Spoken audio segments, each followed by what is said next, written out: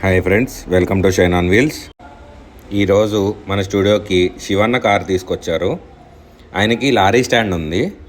So దానివల్ల paint over sprays అన్నవి చాలా హెవీగా అయినాయి.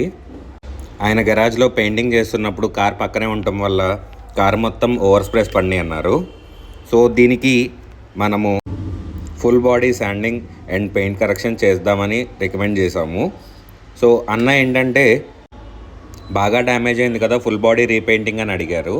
బట్ మా వర్క్ మీద ఉన్న కాన్ఫిడెన్స్తో రీపెయింటింగ్ అయ్యే కాస్ట్లో 1/4 కూడా అవ్వదు అన్న అని చెప్తే ప్రాసెస్ మొత్తం కంప్లీట్గా ఎక్స్ప్లెయిన్ చేసిన తర్వాత ఓకే చెప్పారు. ఇది ఆల్మోస్ట్ 15 hour ప్రాసెస్ అనమాట. మీరు వీడియోలో చూసుకున్నట్లయితే మొత్తం ఫాస్ట్ ఫార్వర్డ్ చేయడం జరిగింది. నెక్స్ట్ నుంచి యూట్యూబ్లో లైవ్ ప్లాన్ చేస్తున్నాము. కస్టమర్కి అండ్ వ్యూవర్స్కి కంప్లీట్ ప్రాసెస్ అన్నది డీటెయిల్గా చూపించడానికి లైవ్ ప్లాన్ చేస్తున్నాము. ఇప్పుడు మీరు వీడియోలో చూసుకున్నట్లయితే కంప్లీట్ బాడీ అంతా వాష్ చేయడం జరుగుతుంది. వాష్ చేసిన తర్వాత కంప్లీట్గా డ్రై చేసుకుంటాము. టవల్ డ్రైయింగ్ మాత్రమే చేసాము, మిషన్ డ్రైయింగ్ చేయలేదు. ఇది డీకంటామినేషన్ వాష్ కాదు, నార్మల్ వాష్ మాత్రమే చేసాము కంప్లీట్గా ఇన్స్పెక్ట్ చేసుకోవడానికి. ఇప్పుడు మీరు చూసుకున్నట్లయితే 1000 grit శాండ్ పేపర్తో మిషన్ శాండింగ్ చేస్తున్నాము.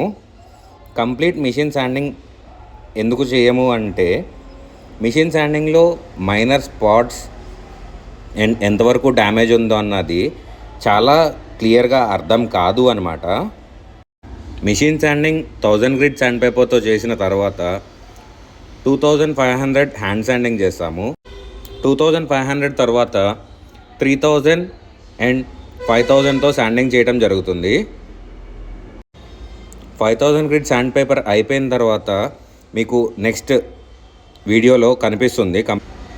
ఇప్పుడు మీరు చూసుకున్నట్లయితే మిషన్ శాండింగ్ చేసిన తర్వాత ఎట్లా ఉంటుందో అన్నది క్లియర్గా అర్థమవుతుంది.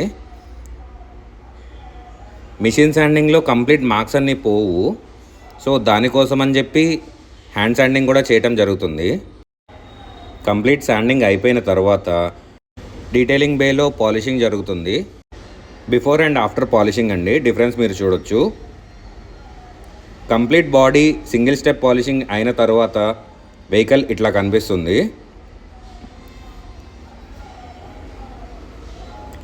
టోటల్ బాడీ మొత్తం కంప్లీట్ పాలిషింగ్ అయిపోయింది. ఇది 3rd స్టెప్ ఆఫ్ పాలిషింగ్ తర్వాత అండి. గ్లాస్ అన్నది ఎంత ఎన్హాన్స్ అయిందో చూడొచ్చు. మేము అనుకున్న టైం కన్నా కొంచెం ఎక్కువ టైం తీసుకున్నామండి. బట్ వర్క్ మాత్రం పర్ఫెక్ట్గా వచ్చినందుకు శివన్న చాలా హ్యాపీగా ఉన్నారు.